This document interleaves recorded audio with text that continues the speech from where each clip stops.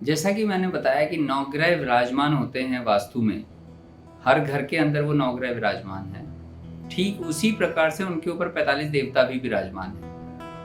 हमारी जो भी दिन भर की कार्य प्रणाली है, हम जो भी कार्य करते हैं, चाहे वो हम ऑफिस में करें, अपने कार्य क्षेत्र में करें या घर पर करें, उन पर उन 45 देवताओं का आधिपत्य है, जिस जगह पर हम बैठ के वो कार्य करते हैं। तो अगर हमने उन दोषों को समझ लिया, जान लिया, तो हम बहुत आसानी से इन समाधानों के पास समाधान कर सकते हैं।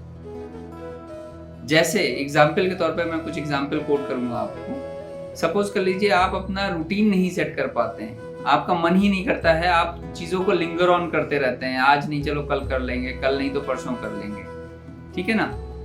तो इसको दूर करने के लिए आपके घर में हम भूधर देवता को देखते हैं कि उस जगह पर कोई दोष या उत्पन्न तो नहीं हो रहा है। अगर दोष होगा तो आप, क्योंकि भूधर देवता एक टास्क मास्टर है, वो आपको एक टास्क करने के लिए बाध्य कर देते हैं कि आप अपने टास्क सुचारू रूप से कर सके।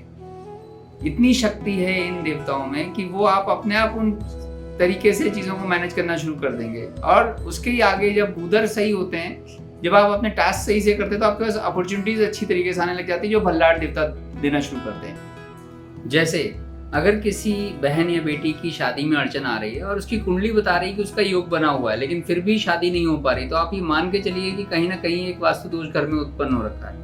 और उस चीज़ों को, उन वास्तु दोषों को देखने के लिए, समझने के लिए कि आपकी प्रॉब्लम क्या है, उससे रिलेट करने के लिए हमें आपके घर में 3 देवताओं को देखना होता है। सबसे पहले हमें आर्यमा को देखना होता है, उसके बाद हम पितृदेव देखते हैं, और फिर हम शुक्रदेव को देखते हैं, जो हमारे साउथ ईस्ट में आते हैं जाकर के, ठीक है।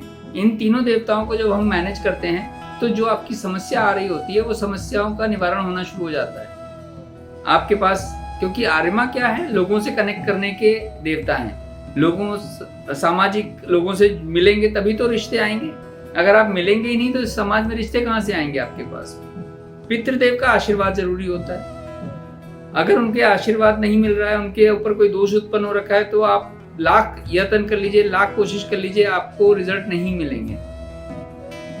ठीक उसी प्रकार से शुक्रदेव चाहिए शादी के लिए, क्योंकि वही सुखी जीवन के जीने के लिए एकमात्र माध्यम है।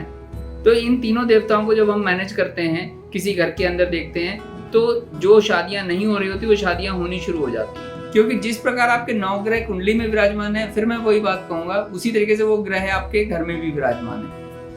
अगर आपने वहां पे कोई दोष उत्पन्न कर रखा है, तो वो आपने हमेशा लाइफ टाइम के लिए उत्पन्न कर रखा है। उसको जब तक आप निवारण नहीं करेंगे, आपको उन परेशानियों का सामना करना पड़ेगा। तो पहले जाने फिर अपनाएं, क्योंकि दिशा बदलने से दशा बदल जाती है, बड़े बुजुर्ग कह के गए। धन्यवाद।